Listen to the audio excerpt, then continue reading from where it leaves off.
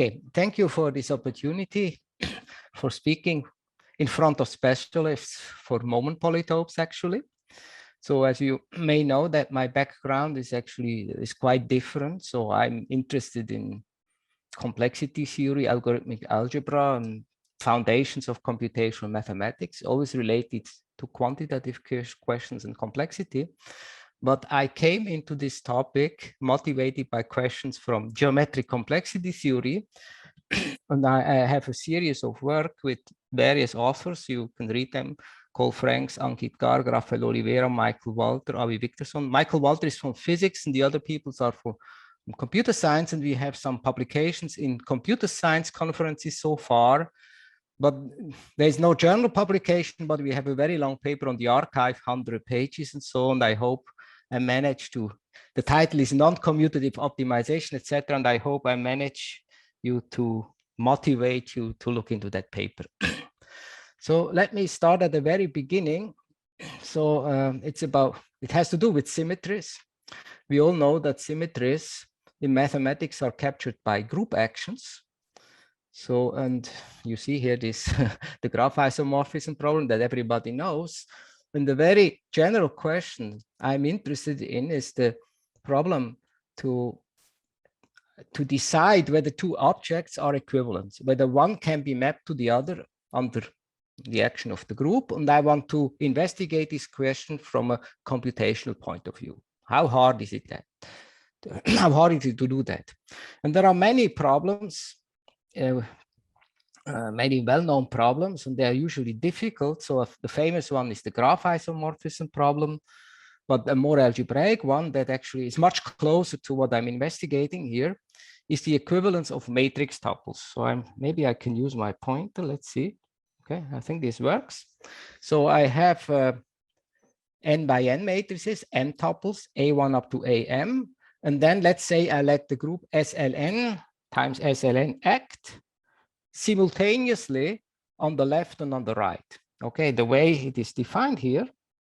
And then you may ask, right, I'm not so, okay, I don't care so much about the mathematical description of the so-called modular space, but rather I want to know how hard is it to test when I'm giving two tuples, how hard is it to find out whether they are equivalent or not? So that's the question.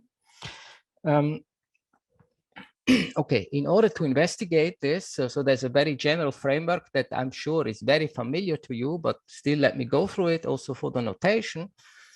So I have a complex reductive group. You may think of this group as being a subgroup of GLN of the complex numbers, right? For like general linear group, special linear group, or algebraic torus. So Tn is C n-fold product of C star.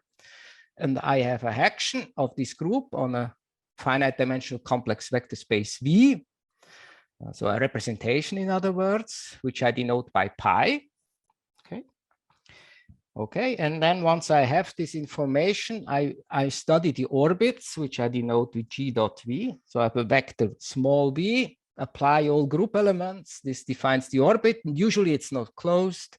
That's why we also look at their closure. It can be Zariski topology closure. It's the same as the closure in the Euclidean topology. Here is a very simple example, which kind of gives a little bit of the flavor. Here, the group is C star. The vector space is the C times C. You think of the plane, which I have a pictorial description here, and the action of the group is here. So the G is non-zero complex number. I apply to the pair x comma y, I multiply x by G, and the y I multiply with G to the minus 1. And then what are the orbits? Well, you see here, let's say the point 1, 1. The orbit is this hyperbola, okay? It's closed. But if you have, say, the point 1, 0, then the orbit would be that green thing. Of course, you also on the other side, but it's a real picture. So this is not closed. So the 0 is in the origin. And the third type of orbit is just the origin itself. So this is the nice picture, I think. And the orbit equality problem is this: given two vectors, are the orbits equals? So because this problem is, there is some discontinuity because the orbits are not closed. You can see it from the picture. From a numerical point of view, it may not even be well posed. So that's why, for mathematical reasons and for computational reasons, it's more reasonable to look at the orbit closure intersection problem, which is very important. Actually, that's the main problem I'm interested in, even though I don't have so much to say on it for a moment. Given two vectors, V1 and V2, decide whether the orbit closures intersect or not. Okay, so that's the problem. It's not an easy problem. And if you want to understand it, if you want to understand it deeply, it's important to look at the special case of it. Let's assume one of these two given vectors is just the origin. Clearly, the orbit closure of the origin is the origin. So as a special case of this orbit intersection problem, we retrieve the so-called null cone problem. This is the problem given the vector is the origin in the orbit closure of that vector. Okay, and why is it called null cone problem? Because there is this notion of the null cone, in German Nullkegel, that was introduced by Hilbert more than 100 years ago in its famous papers, which founded commutative algebra and algebraic geometry. The null cone is exactly this set, the set of vectors V with the property that the 0 is in the orbit closure of V. One should, you know all that, of course, that's the null cone. Let me go through an example. I think it's always, especially when I speak to people that are not so much into that, this is very convincing example. Let's see what these concepts mean in the well-known case coming from linear algebra, where the action is just the action of the general linear group on n by n matrices, complex n by n matrices, by conjugation. Of course, we learn in the first year of linear algebra, we know what the normal forms are. They are given by the Jordan normal form. So here you see a Jordan block. And we know that two matrices are in the same orbit if and only if they have the same normal form. Okay. But it's much nicer to ask, when do the orbit closures intersect? And it gives a cleaner answer. This is not too hard to show. Two matrices have intersecting orbit closures if and only if they have the same eigenvalues, counted with algebraic multiplicity. So you see, it's in a way maybe it's a nicer, answer. This is a less complicated problem. And when is a matrix in the null cone? Well, if and only if all of its eigenvalues are 0, meaning it's nilpotent. Okay, so the null cone kind of consists of they are kind of degenerate objects. They are 0-like in a way. This is the null cone. Okay, so back to the general setting. What is an invariant? So there's the name, is the title invariance. My talk is, what does it mean? A function that's an invariant is a function f on the vector space, complex valued, which is constant on the orbits. So usually I only study polynomial functions. And there are two fundamental insights going to Hilbert and then to Mumford. And summarizing them, so what do we know? So the polynomial invariants, it's clear they form a subalgebra.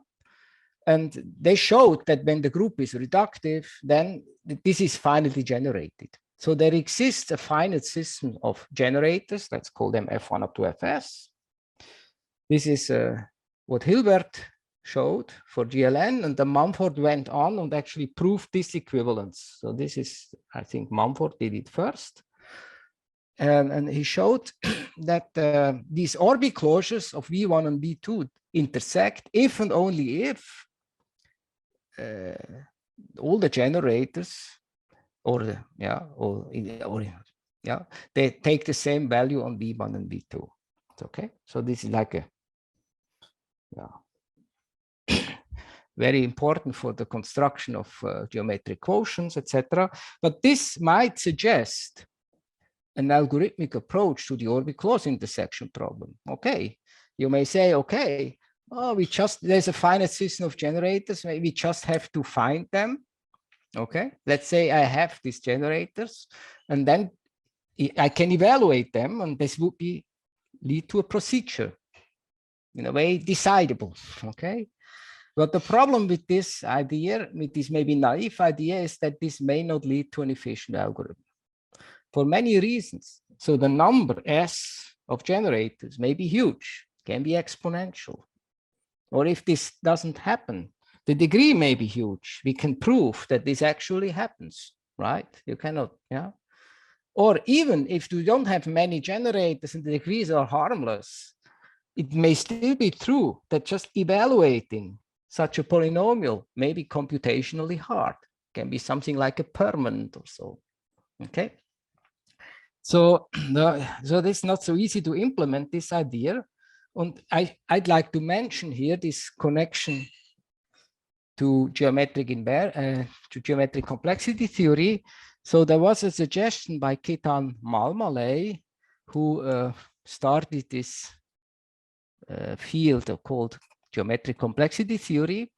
And he also, I mean, which ultimately has the goal is to prove complexity lower bounds. And he made a more sophisticated suggestion to solve the orbit-closure intersection problem using invariants. So he had this idea of succinct of encoding of generators, which is more sophisticated than the naive thing I just told you. But unfortunately, recently it has been disproved here that this works. So maybe a refinement of it can work. We don't know. Okay. Right, but I'm looking more at numerical methods now. So I'm now switching from algebraic to numeric in a way, and I think from now on, I will only talk about the null cone membership problem. And let me mention already now that actually what I'm telling you can be extended to moment polytope membership, but I won't have time to go into it. Okay. So null cone, the idea is here to turn this null cone problem into an optimization problem. Okay, that's the idea. So we are in the general setting. I have, I have a vector V, and let me define the capacity. Oh, it's just the name capacity. What's that? Well, I want to minimize the norm of a vector on the orbit of V. I can minimize, maybe I cannot even minimize, the orbit may not be closed. Maybe I should say infimize, or I minimize over the orbit closure. So this is definition. Okay. So you see here the picture right here. Here's always my naive schematic picture of an orbit. Here is the origin. Let's say it's outside. Let's say I want to find a point W, okay, which is as close to the origin as possible. Or actually, I want to find, okay. Right, but what you can see here, capacity 0 means that 0 is in the orbit closure. So this exactly means I'm in the null cone. Or the vector is a null cone means capacity 0. And a computational problem that I investigate here, yeah, I cannot compute exactly here, so I will do it approximately. And this leads to the formal definition of the norm minimization problem. I'm giving a vector B and some tolerance epsilon, compute the group element G such that, okay, the norm of G dot V should be epsilon close to the capacity. And actually it turns out it's good to look at logarithms. Okay, let's take the logarithm of the norms. It's you will see why. So I want to require this. So I'm epsilon close to the optimum for the logarithm of the norm function. So this is the problem I want to solve efficiently. Okay. Right, if there are questions, and so feel free to interrupt.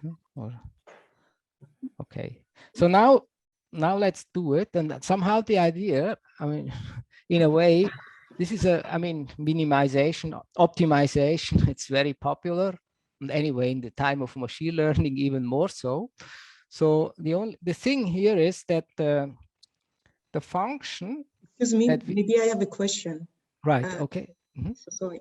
Sure. I'm Stephanie Clipit. So I understand that this capacity characterizes the null cone, but if you want to decide whether 2 points live in the same orbit closure, this is not enough. I mean, this. You're right. This is a more difficult problem. This is correct.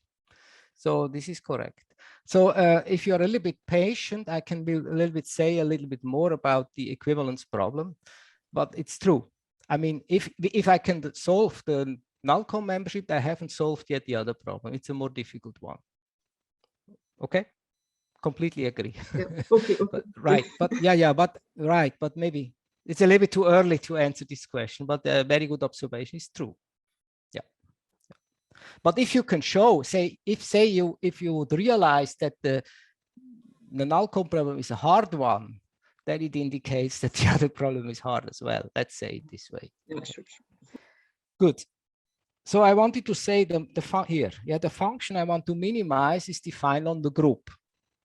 Okay, it's not a Euclidean space, right? But okay, even in optimization, people look now at optimization on the Riemannian manifolds. We are certainly not the first to do that, but it seems that we are the first to look at it in this very context where the function, it's a special function defined on this reductive group. Okay, and it has really nice properties. So here is the function f. It depends on the vector b, goes from the group to R. Here it is defined. First thing to do is, of course, let's look at the first order condition, derivatives. Okay, but you know all that.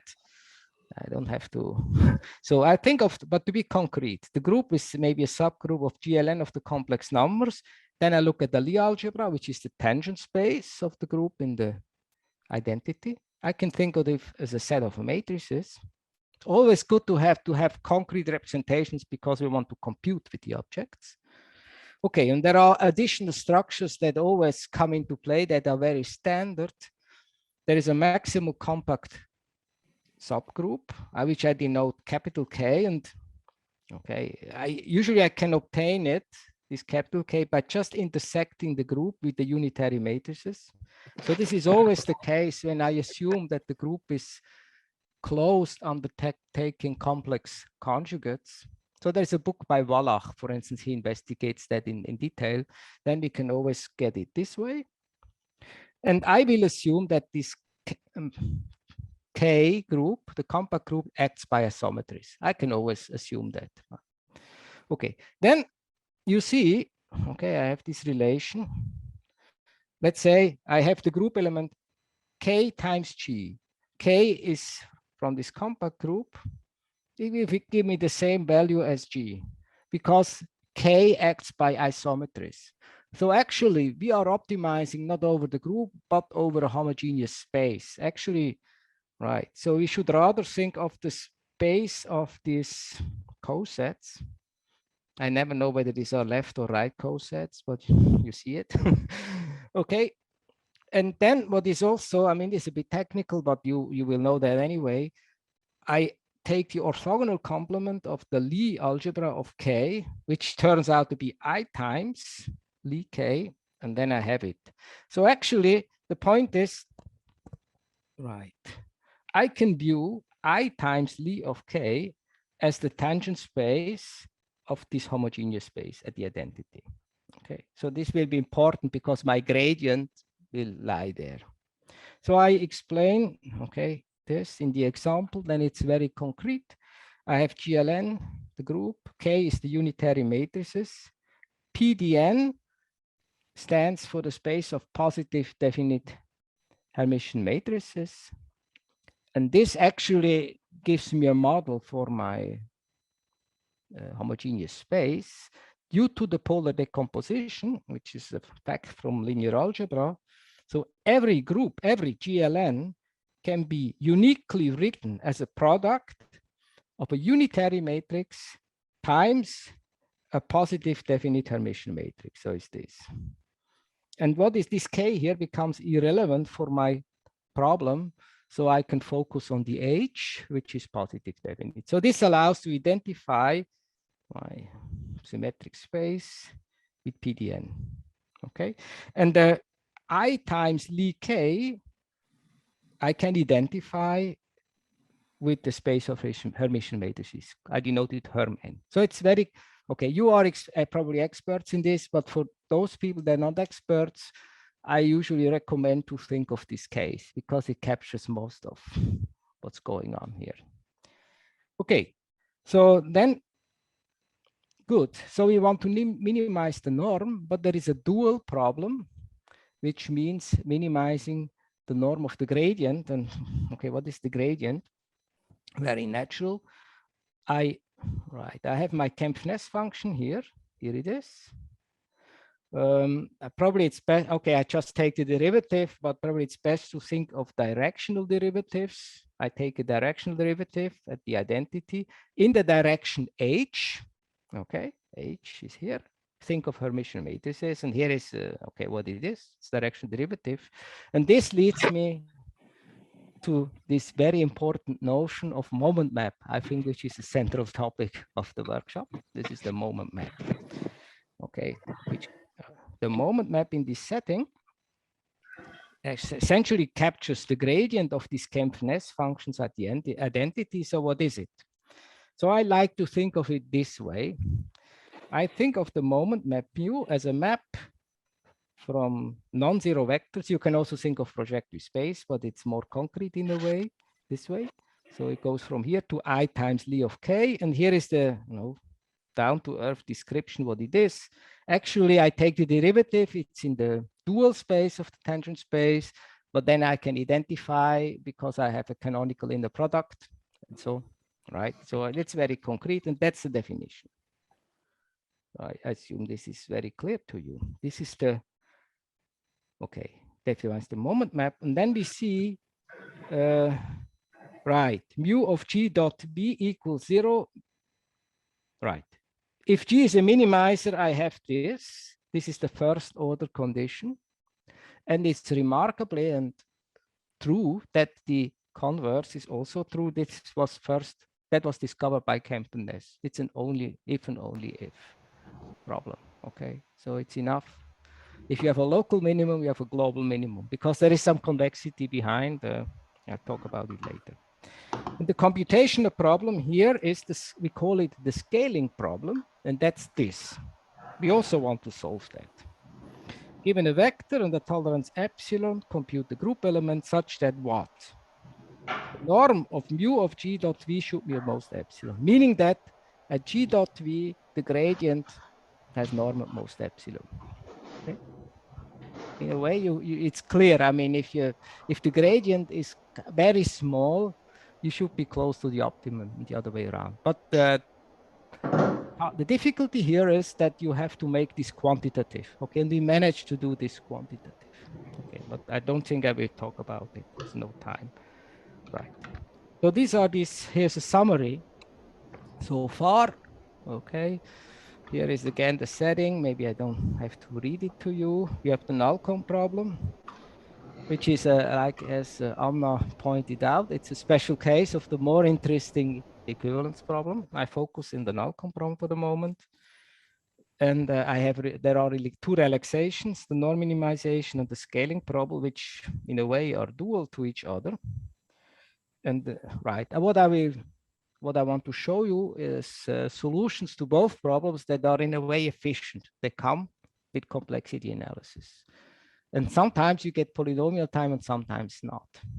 Okay, so that's, this is a good moment also for taking some questions.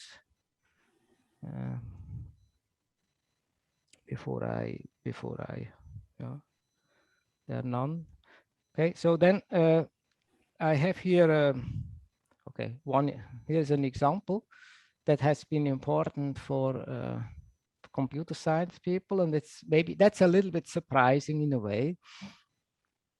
Okay, so this matrix scaling, people investigated that in optimization. So at first glance, it has nothing to do with invariant theory, nothing to do with complex numbers. So it's really interesting. I have a so I think it was first investigated in statistics. So you have a matrix X with non-negative entries. Then you say, so what do you want to do? You do scale your matrix.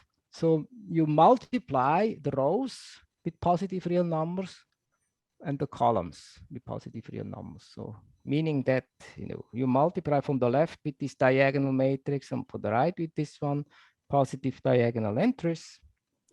Okay, so that's what you do. And actually what you would like to achieve, you would like to turn this into a doubly stochastic matrix. Doubly stochastic means, so the set X, or let's say Y. Y is doubly stochastic if row and column sums are 1. That's the definition. Okay. And then, right. So the problem, the matrix scaling problem is this. So you are given such a matrix. And okay. The question is, can you scale it? Well, if I would say, can you scale it to turn it into a doubly stochastic, that would be too strong a requirement as it turns out. So, but you ask, can I do it approximately? Can I do a sequence of reductions that bring me arbitrarily close to doubly stochastic? Okay, and right, and it turns, if you analyze this, okay, on the next slide, I will show you the connection to the invariant theory, but I tell you now the answers, like kind of a summary. So it turns out that this is possible, matrix scaling possible, if and only if in the support of the matrix X, so you look at the set of positions where you have non-zero entries, if and only if in that support there is a bipartite perfect matching, something like a diagonal, like think of the diagonal, but then you allow any permutations of lossless columns. So this is an if and only if we think. Then the computer scientists know that this can be decided in polynomial time. Yeah, that's does a graph have a perfect matching? It's a non-trivial result. And very interestingly, there is a very old algorithm by a guy called Sinkhorn. I don't remember whether 50s, 60s, very old, from statistics. And he suggested to compute scalings by alternatingly fixing rows and columns. It's an alternating minimization algorithm, very easy to implement, and it can solve that.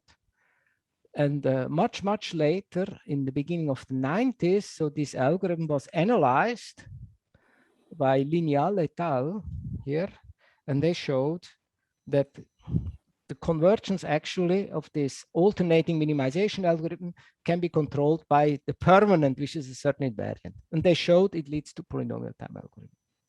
So this topic has many connections to statistics, complexity combinatorics, geometry, numerics. So this is, even though a simple example, has been investigated a lot. Right.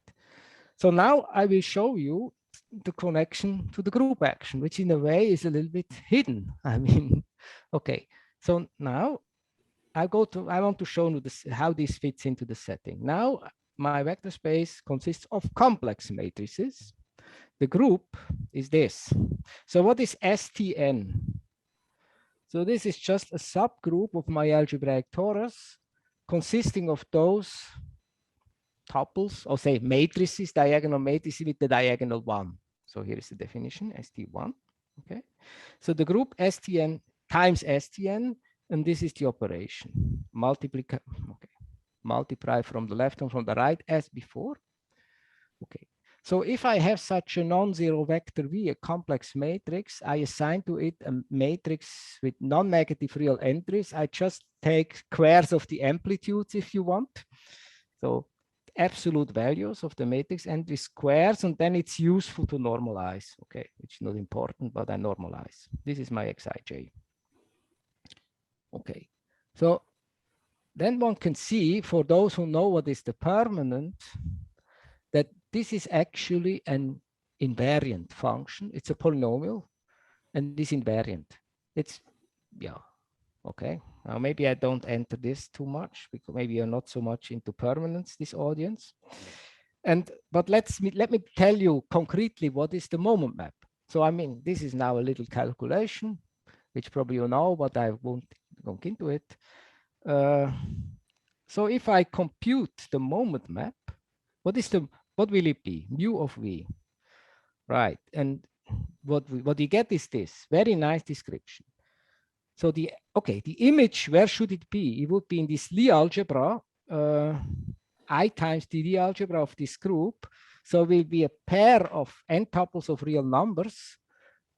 Because the group is STN, this number should add up to 0. So what I get is this. The row sums of X. So it's the collection of row sums. So this is an n tuple of real numbers. The column sums is the other n tuple. And then I have to correct. So I subtract uniform distributions, uniform distribution. This is just so the guarantee is that the row sums become 0. It's kind of a normalizing thing. If the group would be Tn times Tn, I wouldn't have to do that.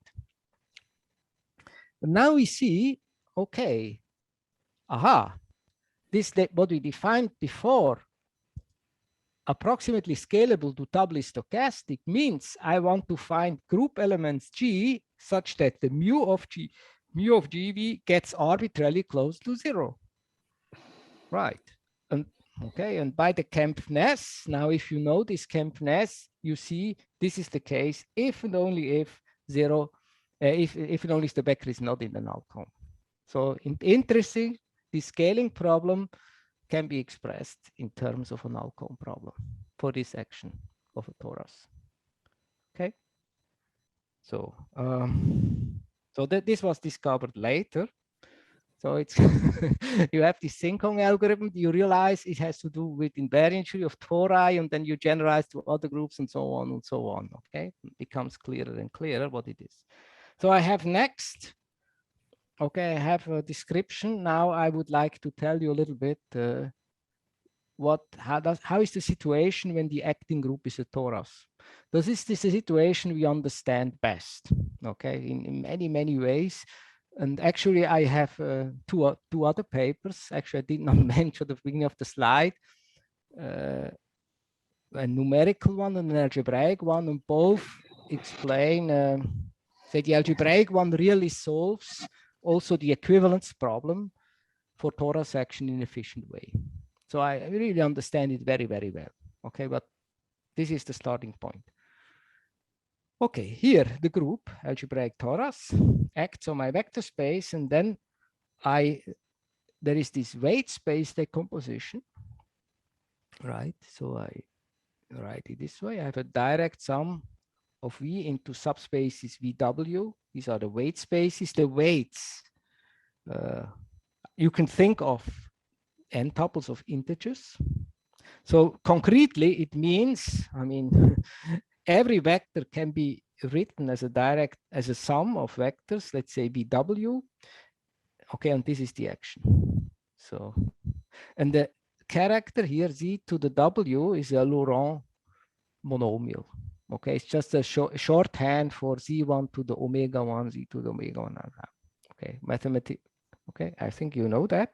And okay, then I can rewrite what is the capacity. So I want to minimize the norm square of this vector, so the infimize. So I have the infimum. Because this decomposition is an orthogonal one, I can write this way, okay? So it's just the norm square of these Laurent monomials and so on. But then I do a change, okay? It's useful to make a change of parameter. So maybe can I write here? Maybe in color. So what do? I think I would write Zj is e to the xj, and I think it's good to put here 1/2. That's a bit more clever. So I do a change of coordinate. Maybe write absolute value, I think, yeah. And when I do this, situation simplifies a little bit, and then it looks like that. So this function that we want to minimize here is a linear combination of exponential functions of linear forms. And the coefficients are, let's say, positive. If I sum only over the support, positive. Okay, so this is, now you see this optimization problem is a very concrete one. And people in optimization have studied this a lot, and they call this geometric programming. Right? They call it geometric programming. And what is nice about it, you check by taking second order derivative, you can prove that this function is logarithmic convex in X. Right? So I originally had the function defined on C star to the n. I make this, I realize absolute, only the absolute value is relevant. I make the coordinate transformation, I get a log convexity function. Okay, now let's see. What is the moment map? And then what is the moment polytope? So there is this polytope, the convex hull, generated by those weights that actually occur in the representation of the vector V. This is, I like to call it the Newton polytope. Okay, people that look at sparse polynomials, few nomials, they study this a lot. This is the Newton polytope. And then this is, now this requires a little bit of thinking. I just tell you, it already requires the Hilbert-Mumford criterion. In this special case, one can show capacity of the vector is 0 if and only if 0 is not in the Newton polytope. So probably you are familiar with that. Probably, but I don't have time to sketch the proof. So, but the null co-membership problem here amounts to testing whether whether 0 is in this polytope or not, right? So this is not a trivial task. I mean, I'm talking to you now. If you're just a pure mathematician, you say, okay, I have these weights, they span a polytope, and so what? I mean, but if you are to test computation, say you are in high dimension, and you are to test whether 0 is in the convex hull, yes or not, that's a problem of computational geometry. It's another trivial problem. You want to do it efficiently. But we know by our algorithmic technology, it can be done in polynomial time using the standard algorithms of linear programming, but it's not trivial. So in a way, there is this algorithm efficiently, but it's not trivial. So we see if the group acting is a torus, the null-com problem has an efficient polynomial time solution. Okay, that's a very important observation. Okay, so what is the moment map? So the moment map goes from non-zero vectors to I times Li Tn, which here I can just identify with R to the n. Okay. And if I do the calculation, if I do my homework, I get this formula. So what's that? So here you see I have a pictorial description of the Newton polytope.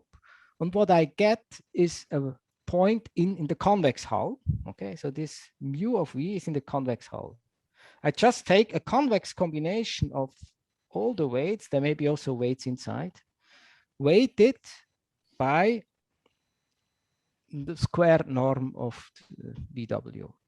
Very concrete. So I see the image. So if I take the image of the moment map of the whole orbit, I'm inside the polytope. Okay, so you know that, of course. And then it turns out, it was first shown by Attia, that, right, if you take the closure of the image of the moment map, this guy, actually you fill out the whole, you get the whole polytope. So you get it, the whole polytope. Okay, and it's all too hard to show actually. And but what I find now, I think now we enter the central topic of this workshop, as far as I understand it. And I find it completely amazing that this result has a counterpart for non-commutative group. When I saw it first, I couldn't believe it. Okay, and right, you know that, but I can praise it anyway. If I have any reductive group, magically I still get polytopes. It's due to, I mean, in this special setting, I think Mumford, Kirwan, but Gilman, Sternberg, etc. So if G is GLN very concretely, so I write it so for simple terms, the moment map would go from non-zero vectors to the Hermitian matrices. And so what I have to do, I take mu of GV, and then I take the spectrum. So every Hermitian matrices, what you can do, you go to the spectrum and you order it. Say you order the entries decreasingly. So it's, and then you get a set of points, spectral points. You take the closure, and magically this is a convex polytope. And this is the moment polytope. Okay, and it can of course be described in general terms. You know, all that intersecting with the Weil chamber and blah blah blah. Right. So that's okay. And this is the moment polytope problem. Okay. So the moment polytope problem is this. We are in the setting, the general setting. It's also part of the input, okay? Everything is part of the input, the group, the representation, blah, blah, blah. And then given the vector and lambda, an n tuple of real numbers, is the lambda, does it lie in the moment polytope? Yes or no? How hard is that? Okay, this generalizes null com membership, okay? And of course, I mean, if you are try to approach this using numerical algorithms, you will investigate also an approximate version of that, but I will not state it formally. And what is this problem is really exciting, and it's even interesting when you here you put the orbit, okay? But you could also put here instead of, I mean, instead of GV, you can also do this. You take the whole image, okay, and then you investigate what is it. Even that, this is interesting. So I entered this story when I learned that this is related to the positivity of Littlewood-Richardson coefficient. And in geometric complexity theory, there are these Kronecker coefficients. They are multiplicities of representations of symmetric groups. And you want to investigate whether Kronecker coefficients are positive, and then there is an asymptotic version of it, which is simpler, in quotes, simpler. And this is also a moment polytope membership. But then the moment polytope is the so-called Kronecker polytope. So I think maybe Matthias Christandl talked about it. That's of high interest in quantum information theory. So I think this problem is very important, and it's also very difficult. And we have some algorithmic results on that. Okay, so, but right. So now, this is the last part of my talk. Now I will talk about the algorithms that we have. Let me report about a geodesic first order algorithms. Actually, we have two algorithms, but the first order is the simplest. So it's for norm minimization and scaling only. Okay. So, so here, this is also already some kind of summary. We have our general setup. We have the Kempf-Ness function. Then we have these two problems, norm minimization and scaling, which are in a way dual.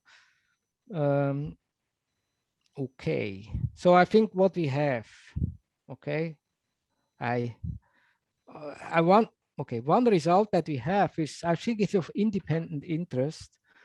We developed some quantitative duality theory in a way saying that it's like, as I said, you have a point on the orbit where the gradient is small, then you should be close to the optimum. But how close? And the other way around. You are close to the optimum, then the gradient should be small. But you have to make this quantitative. So we have, I think we have done it basically, but I will not write the formula. Okay, so but why does this duality hold at all? So the the crucial, I mean, I would say the main reason behind it is that these Kempf-Ness functions are convex along the geodesics. They are convex along the geodesics on this symmetric space. Okay, and then here is the picture. So there is this homogeneous space. It has a Riemannian metric, a natural one. And then you can look at geodesics. And here, actually, the geodesics all look this way. They are just given by the exponential function by one parameter subgroups. These are known facts from pure mathematics. And right, so you can do a calculation. So you let's take a geodesic. It's very concrete. Here's the geodesic. And then compose with the Kempf-Ness function and then compute the derivatives. So if you compute second order derivative, let's say at time 0, you do the calculation, you realize it's non-negative. You have proved the Kempf-Ness function, okay, is convex. Okay, convex, the F, yeah, it's convex. Then you calculate further. And this I'm is sorry, Peter. Yes. Sorry, what was f of v again? Right, the FV, maybe I go back, and this is this. Ah, okay. So it's the logarithm of the norm G dot V. It's okay. If I say FV is convex, means this norm function is log convex. Okay. What you also can do is, oh, this is a typo. Let me see. This should be the third order derivative. I think I'm sorry. This is an error here. I'm sorry. So, okay, this should be a 3. So that the second statement here is to see, in a way, we want to know how does the Hessian change? Okay, your second order derivative, how does it change? So we found it this way. So, and so I should explain. H is the direction in which I take direction derivatives, and there is this quantity n here. What is this n? So the n, the capital N, is a function of the representation only, and we call it the weight norm. And you can define it as the maximum norm of a weight of the representation.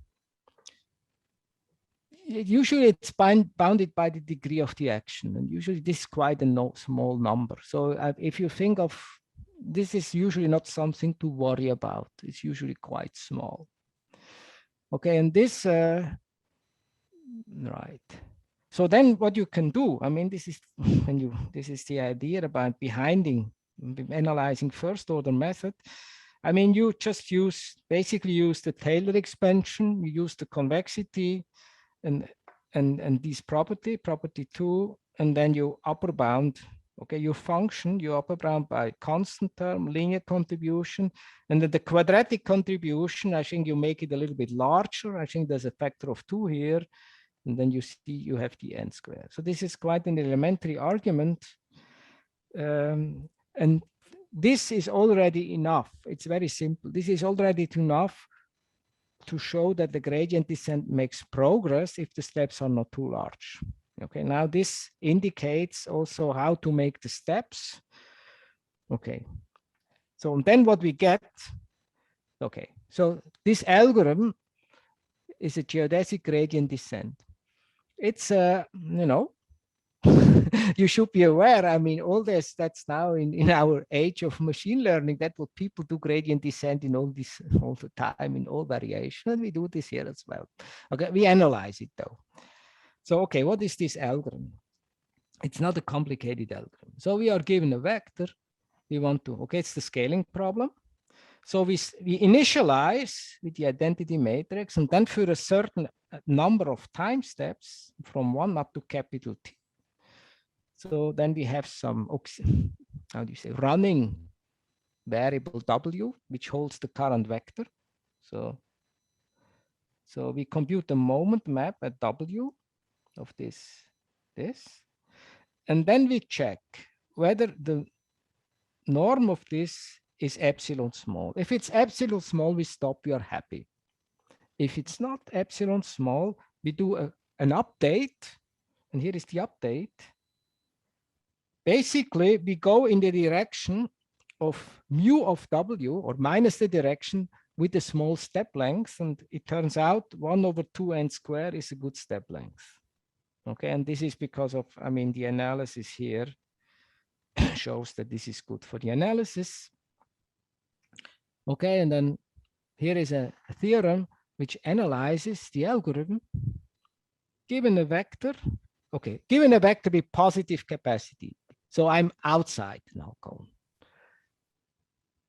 Then the algorithm outputs a group element G such that this norm of the gradient is the most epsilon. We did that many iterations. So the number of iterations is a measure for the complexity. And now let's see at this complexity bound.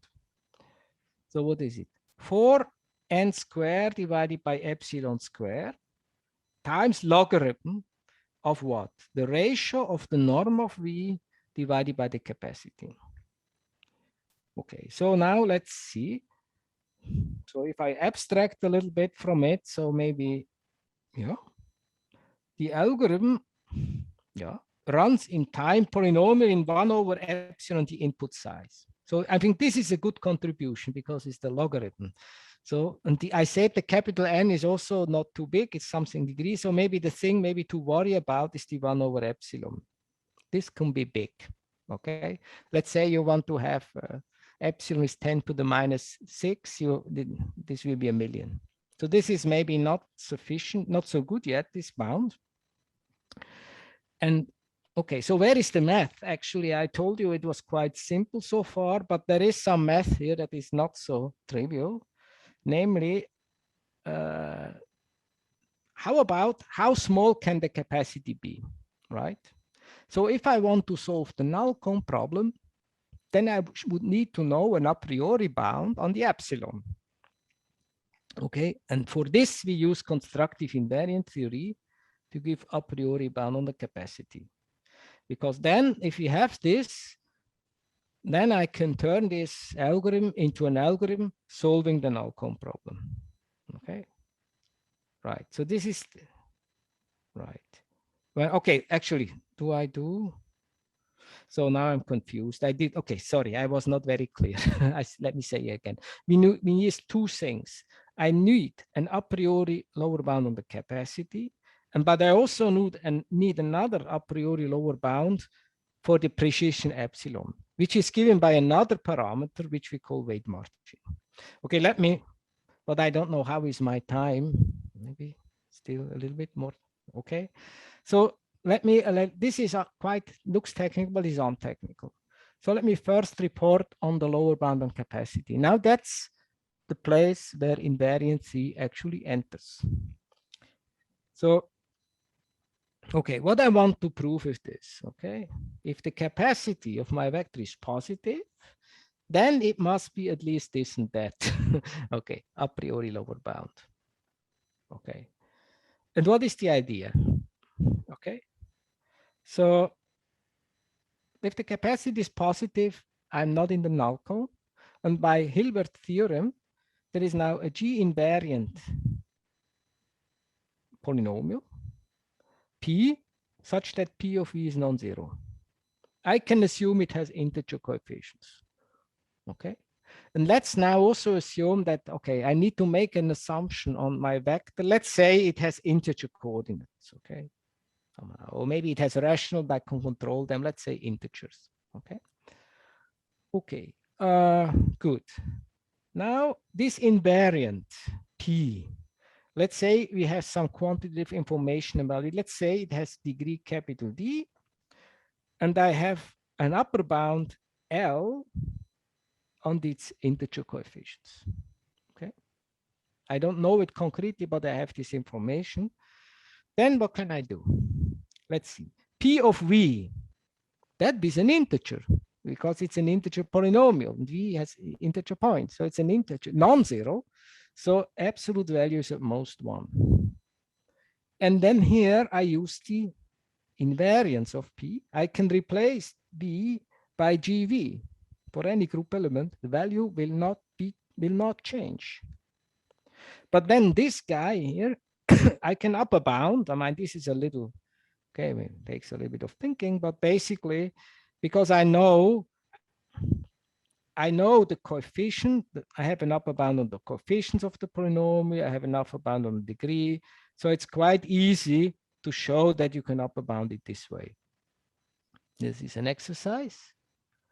And then something very interesting happens. Oh, well, this is actually quite important. Let's take the dth root of this. Okay, it will still be greater or equal 1, and we get this lower bound. The norm of G dot V is greater or equal 1 over n times L to the 1 over D. And this is very important that we have here 1 over D.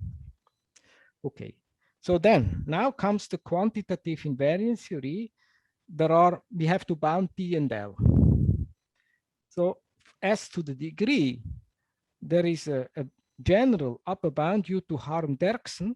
He gave a general upper bound on the degree, which is actually exponential in the most general setting, but the logarithm of D is polynomial input size. So this is good enough for our purpose, right? Oh, okay, why is it good enough? There is another thing we had to do, and apparently nobody had done it before. Nobody had actually shown upper bounds on the coefficients of the invariants. So what we did, we went back to, in the 19th century, people had this Cayley process. That was even, Cayley had it before Hilbert, and it generates the invariance actually for the group GLN. Okay, this is only for GLN with this. And then we analyzed it, okay, and then if we put things together, it's quite technical and a bit cumbersome to do it. But then we get 1 over D log L is upper bounded by a polynomial in the input size. Okay, so that's some work to do. And this gives the lower bound of the capacity. So in a way, I can consider this solved for GLN. However, there is another issue that where I think the main difficulty remains. Right, so I'm still after this null cone membership problem, and I want now, similar to this relation, I want to have a similar relation saying this. If the capacity is 0, so I'm in the null cone, then one can show that this gradient here on G dot V, it cannot be 0. And I want to have an a priori lower bound. Okay, I want to have a gamma. Somehow a priori a positive gamma. Okay, so and there is a way to do this, and and this is the weight margin. Right. So actually, the left-hand side, if you look at it, is the minimum distance between 0 and any moment polytope not containing 0. Right. Okay. So I think that's also the argument showing that such a positive gamma exists. Okay.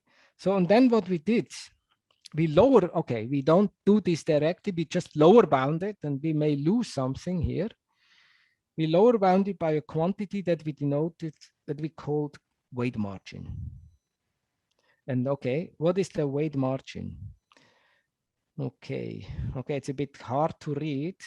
Okay, let's first look at the picture, naive picture. Let's say I have this equilateral triangle. These are the weights, occurring for my vector V. Here is the origin. You see 0 is in the convex hull of the vector, so I'm in the null cone. Okay, now remove, let's maybe just look at the affine span. Or actually, let's look at the convex hull of just these two vectors. Right, the 0 is not here, and then you ask how close is 0 to it. So more generally, the weight margin is defined as the minimum distance between 0 and the convex hull of any subset of the set of weights which does not contain 0. So That's the weight margin, and it's in a way a convex geometric notion. It's not an algebraic notion, it's a convex geometric notion. And it turns out that this gives you such a lower bound. Okay. And, right. Okay. And this weight margin turns out to be our critical complexity parameter. Okay, now I will not be technical, but right. So we obtain now an algorithm for the null cone problem whose number of iterations and even the bit operations is bounded by a polynomial in the input size, everything you have, and this 1 over gamma. So the message is all good except 1 over gamma. You have this 1 over gamma in the time. So in all situations where this 1 over gamma parameter is not huge, polybounded, we get these desired polynomial times algorithms. This is the case for the matrix scaling, which I showed you. This is also case for the left-right action, which was in the very beginning of my talk in my motivation, but I didn't enter the details, so I decided, okay, but it works there. This is then instead of matrix scaling, it's called operator scaling. There are also, yeah, algorithms for that. Alternating minimization as well. That's what I want to say actually here.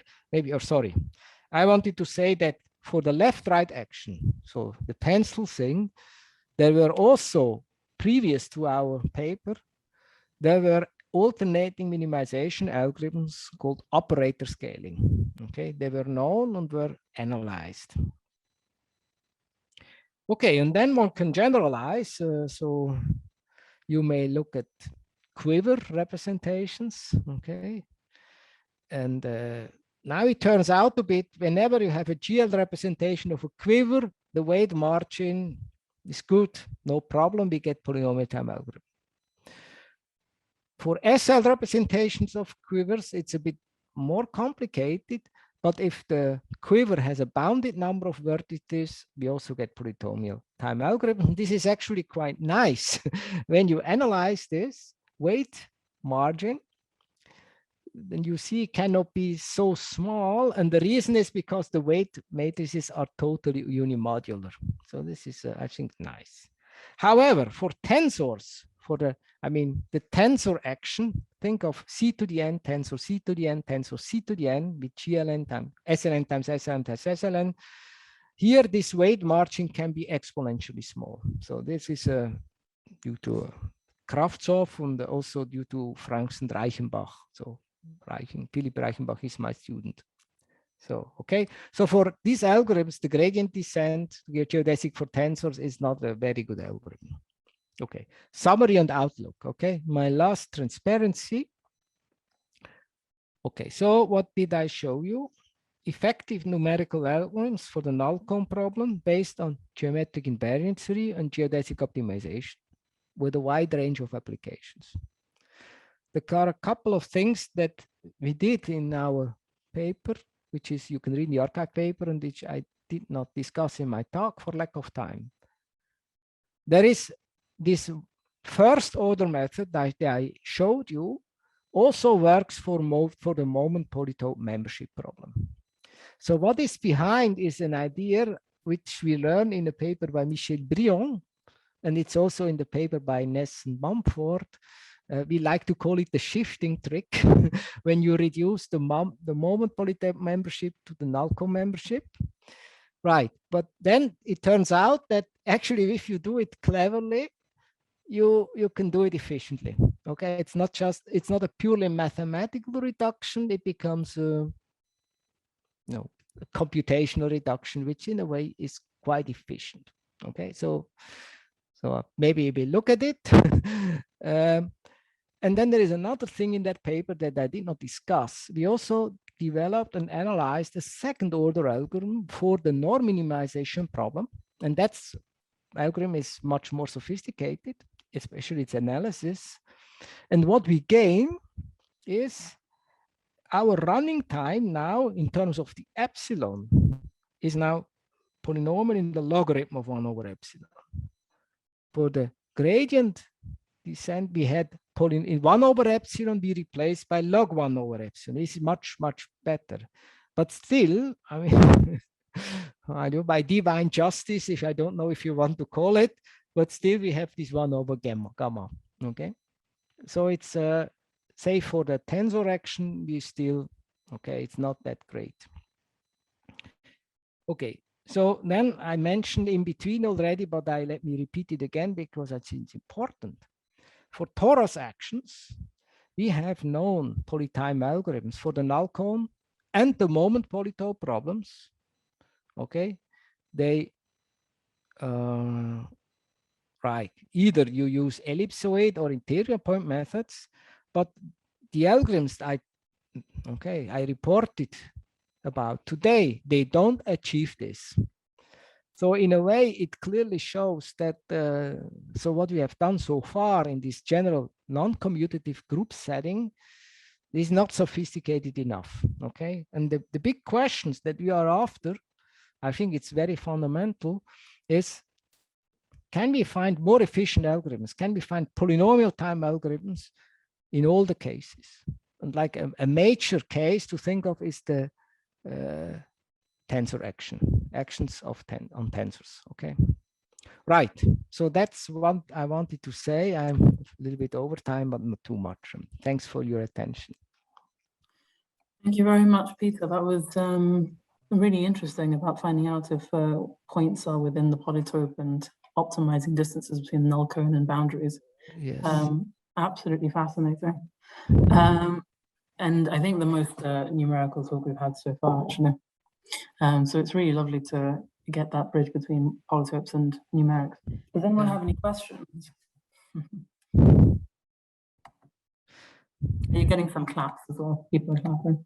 Actually, I had an opportunity to talk to Linda Ness, so maybe 2 years ago.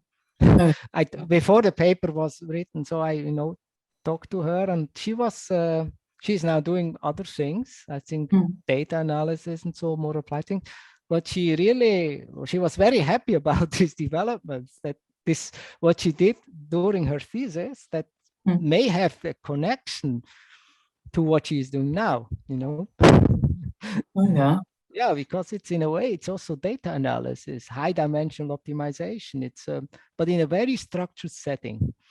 So that's the way I see it philosophically. You have this symmetry, and it gives so much structure that I believe you will find efficient solutions,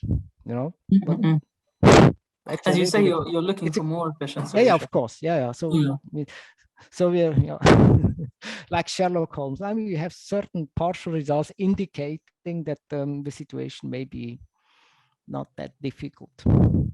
I do have a question actually, but it's more.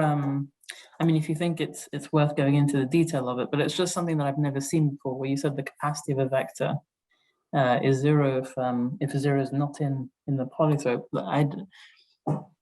It's a foundation of what you're talking about, but it's something I don't know at all. How to do it? Or in which setting are you thinking? But you are thinking of the torus. I mean, I mentioned. But this is. I guess. I mean, this is definition. I mean, this is the definition. You are in the V is in the null cone if and only if capacity 0. That's the definition. That's the definition. But then I showed. Okay, I showed if the group acting is a torus.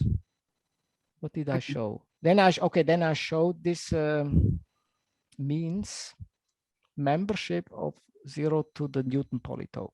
And here for this, you need the Hilbert-Mumford criterion. So if here we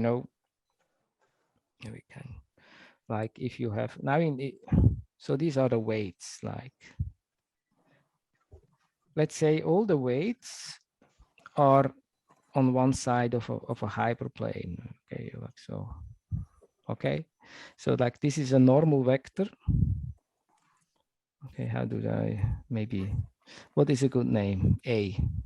Okay, so then all the inner products are negative. You can find such a vector A. And then you use to take a one parameter subgroup in direction of A which drives all these things. I mean, all these things will then be 0, like, okay, all of them. Okay, if t goes to infinity, all of this for all I. So this is that's how you want to show that your Kempf-Ness functions, okay, goes to 0. I think sorry, I'm writing from the left to the hand, but I think what you would have is now this. I think, right, I think this will then go to 0. You see, you have this, yeah, this was the FB. Maybe I can go back to. It was the convex along the geodesic or something. Right, it was here.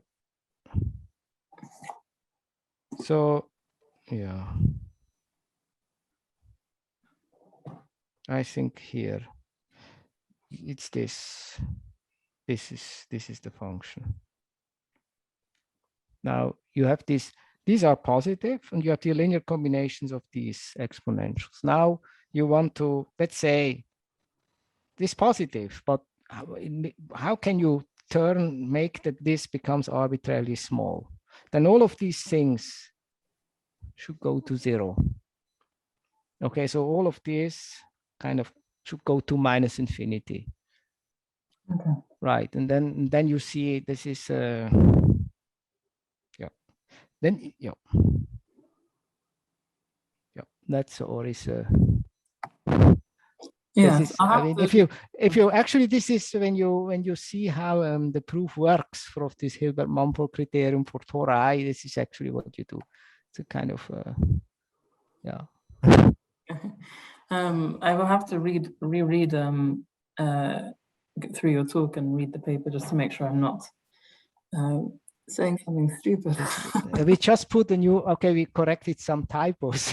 Yeah. We put a few days ago another version where we corrected some typos, and yeah, I have the feeling that we kind of open up some new area in a way. In a way, I mean, there have been several papers, but we kind of unify what has been done before, okay, under this framework, very general framework. And of course, there are many questions. I mean, yeah. May I ask one? Yeah, of course. So about the constructive invariant theory part where you use for a bound. So you needed some invariant polynomial that would then distinguish yes, suitable points, and then you use the bound on the degrees. Correct, yeah. And then, so do you use some existence results then for, so you have the existence results for invariants, but in some sense, well, my question would be for some, say, canonical or constructible polynomials that would do this. What are the, so it's not something known about it? Yeah, it's not a pure existence result, because how actually the way we do it, I said we use this Cayley process. So this is a method to generate a system of generators, and this is actually a very neat thing. So what is this Cayley process? So take the determinant as a polynomial, okay? And then replace, let's say it's a polynomial in variables, okay? You have the determinant, okay, I write it here, maybe.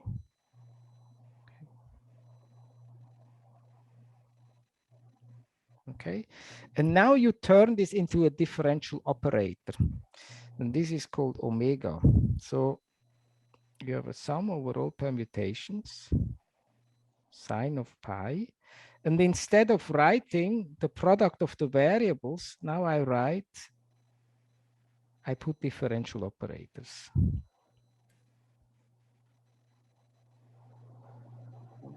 Okay, so this is a differential operator. And somehow, by applying this several times, you can get, you can realize the projection to the space of invariants. I think we know nowadays, we think of the polynomials of a certain homogeneous polynomials of a certain degree on V, okay? And we know by our theory there is a projection on the space of invariants, this orthogonal projection.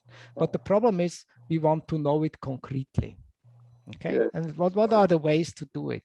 So there is this unitary trick by Hermann Weyl with the integration, but it's not too concrete. But there is another method of doing it, and this is going back to Cayley. And actually, and here we did it for GLN, you can explicitly write what the projection does in terms of these differential operators. That's what we use. So it's in a way, it's a concrete. In a way, that's what we do. And then we just trace what it does. Okay. So may I ask a question? So one always talks about the upper bound for a sufficient generating set. So that you think now of degree or what? Of degree, yeah. Oh, okay. And then is there something known for the first ones which appear? So yes. Where is the first invariant in some sense? Correct. Where so mean in the smallest degree. Start to generate? In the smallest degree. Yeah. Right. So actually, this is true. I have a paper. Okay. I have a paper with Christian Ickenmeyer. It's called Fundamental Invariants of Orbit Closures. I think that's the tape. Fundamental Invariants of Orbit Closures. My co-author is Christian Ickenmeyer. And that's exactly where we don't do it in full generality. We look at homogeneous forms and tensors. And this is exactly the question. We wonder, what is the smallest degree when you get the first invariants? And we prove, and we investigated that. And actually there are many, many open questions. We understand it very little. So that's when does it happen for the first time that you have an invariant? So on the other hand, there is this Derksen very general bound where it comes like from the other side. Yes, I know. Okay. So this is in the Journal of Algebra. So you write at least some invariants which could be structurally constructed, and then the construction of the whole set is quite right. So but this paper is really about in which degrees the first invariants are there. How can we describe them?